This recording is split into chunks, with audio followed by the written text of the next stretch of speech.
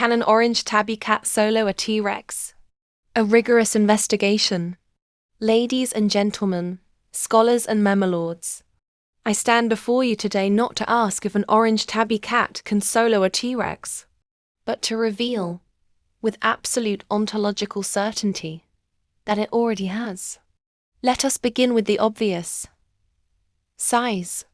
The T-Rex was approximately 40 feet long and weighed 9 tons. The orange tabby cat? Around 10 pounds on a good day, or slightly more if its human feeds it emotionally. Now, a lesser thinker would stop here and say, well, that's it. Game over. The cat is lunch. But we, the dangerous intellectuals of the 3 AM internet rabbit hole, know better. Because while the T-Rex has mass, the tabby has vibe. Let me explain. The T-Rex operated in the late Cretaceous period, around 66 million years ago. That's ancient, outdated, practically a boomer. It had 2 tiny arms, a huge head, and probably couldn't even scratch its own nose. Meanwhile, the orange tabby cat is the apex form of domesticated entropy. It defies physics. It exists in a quantum state between cuddly roommate and malevolent demigod. You cannot defeat something that refuses to acknowledge the terms of reality.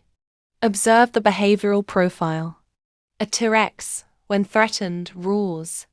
A tabby, when slightly inconvenienced, knocks your grandmother's ashes off the counter with direct eye contact. That is not violence. That is symbolic warfare. Now, consider terrain. T-Rex, jungle. Tabby, everywhere. Inside your house. On your keyboard. Somehow inside a cereal box that was sealed. If the fight takes place anywhere, the cat is already there, shedding. Let's simulate the battle. T-Rex roars. Tabby blinks. Slowly. T-Rex charges. Tabby does the sacred sideways hop, transforming into a Dorito-shaped chaos entity. But here's the fatal move.